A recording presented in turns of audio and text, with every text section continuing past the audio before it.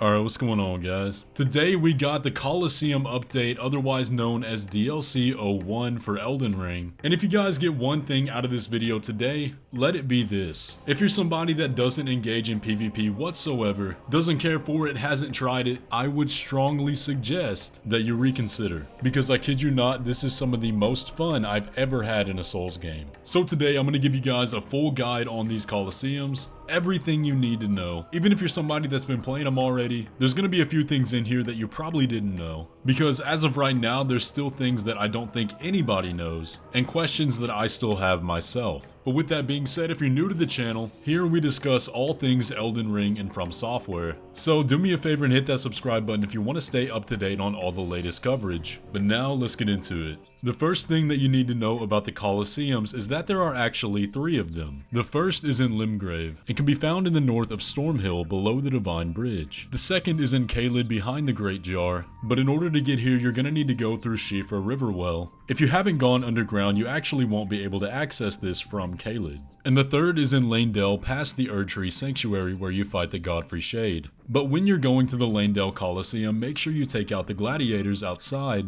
because if you don't, they can enter the Colosseum and they will kill you. Now, the reason for there being 3 different Colosseums is that each of the Colosseums offer different modes of play. In the Limgrave Colosseum, you have 2 different modes to choose from. Combat Ordeal is a free-for-all mode, where every player is fighting by themselves against all the other players, and then United Combat is team-based, where each of the teams compete to score the most kills within the time limit. You can then choose the number of players you want to match with from 2, 4, and 6. But things get very interesting when you enter the Caelid Colosseum. It features the same modes as the Limgrave Colosseums as well as 1v1 duels. However, when you're in the Caelid Colosseum, you are allowed to summon Spirit Ashes. This is the only time in the game where you can summon Spirit Ashes in multiplayer, and if you jump into a 6-player match and everybody's summoning spirits, it is just as chaotic as you can imagine. The 6-player modes in Caelid definitely seem to be the most popular, at least from what I've seen, and is by far the most fun in my opinion. Now, the Royal Colosseum in Lanedale is designated only for duels, and in these duels you cannot use spirit summons. Now, one thing you'll notice when you're in these modes is that you have limited use of your flasks. When you're in a 1v1 duel, you cannot use any flask of Crimson Tears, you cannot use your flask of Wondrous Physic, but you can use your flask of Cerulean Tears. However, if you're playing the other modes such as Combat Ordeal or United Combat,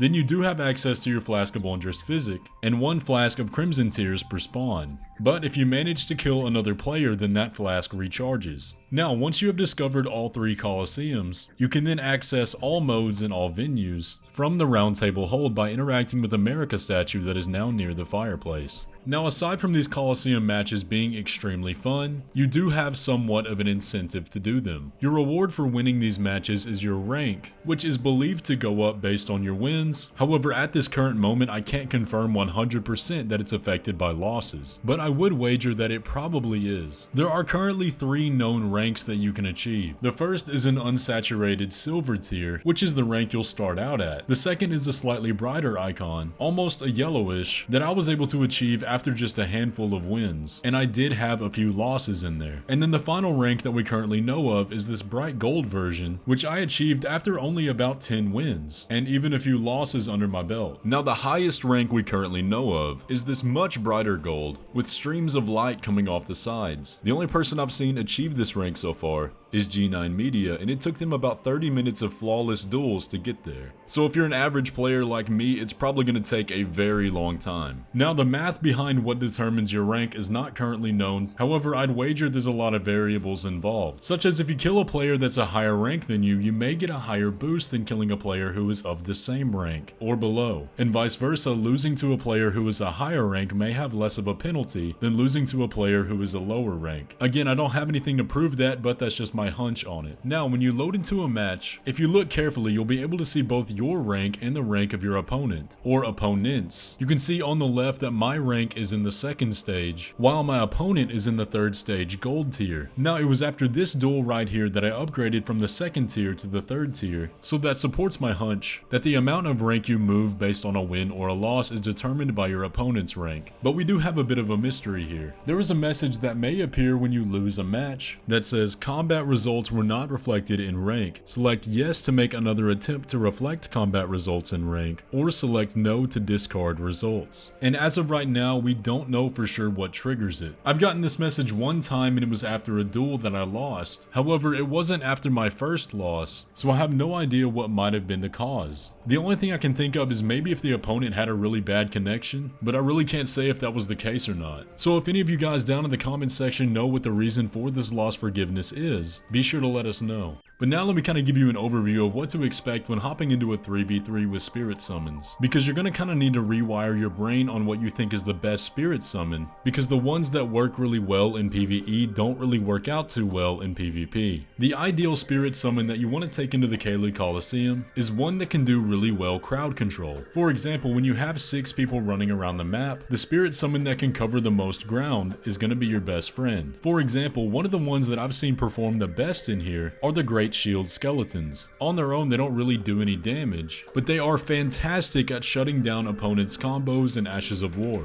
For example, one of the most common things to do to get a high kill game in this 3v3 mode is to use Ashes of War that can snipe from across the map. For example, you see me using the Bolt of Gransax, and over half of my kills while using this is just sniping people. But if an opponent is using the Great Shield Skeletons, it completely shuts it down, because there's such a good wall between you and your opponents, and a wall that's on your side. Now, a spirit that I thought was going to be good but turned out to be really bad was the Black Knife Assassin. Arguably the best spirit to summon in PvE, does very minuscule damage to players, and since everybody is running around all the time, most of her attacks are going to miss, so it's really a wasted investment. Think of these spirit summons not as soldiers for your side, but as tools to accommodate your build, and I think if you experiment with them that way, you'll find a lot more success. Now when it comes to what kind of weapons to use, pretty much everything is viable, but like I said, when it comes to the spirit summons, what you're going to see a lot of times in these 6-player modes are Ashes of War that can cover a lot of ground. Now I gotta say it, I've been seeing a lot of the Relic Sword. It's probably the most broken weapon when it comes to that, so at least be prepared to run into it. I would highly advise against running a glass cannon build, because you're gonna get hit a lot. Definitely do what works for you, that's just my suggestion based on what I've played so far. Now one thing you may have noticed as well is that all of the maps for the Colosseums are the same, except for the Caelid Colosseum, which has 4 pillars in the middle. Now that is one of my frustrations with this update. If y'all remember back to the Dark Souls games, every one of the arena modes in the Colosseums back then had multiple maps with very diverse topography that allowed for much more creative play. So I think it's a very real possibility that we see these Colosseums updated in the future, as even back in Dark Souls 3 they updated the Colosseums there in the second DLC. So if you do find yourself getting bored of the flat maps, you may have that to look forward to as well. But the final thing I want to say today is just a quick PSA about a pretty nasty glitch going on. Hopefully you haven't run into this already. I'm not going to explain how it works because I don't want to propagate it, but some people are able to crouch poke with weapons that definitely shouldn't have that moveset. They're able to deal massive damage way too quickly, so if you find yourself dying to somebody who's poking you with a great hammer, don't start thinking you suck. They're just exploiting a glitch that hopefully gets fixed in the coming days. But anyways guys, that is everything you need to know about the Colosseums. Personally, I am having an absolute blast with these. The only thing that I find a little bit disappointing is that there's no spectator mode. I would have really liked to see fight clubs come back in some capacity, and I also feel like I was able to achieve the gold rank way too quickly, but we also don't currently know exactly how it works. But like I said at the beginning, if you're somebody that doesn't care for PvP and really has never tried it, I would highly suggest you go do a 3v3 match in Caelid with the spirit summons and then make your mind up, because trust me guys, it is a whole lot of fun. But that's gonna pretty much do it for the video today. I hope you enjoyed. If you did, be sure to leave a like on it and subscribe if you're new around here. And with all that, I'll catch you in the next one.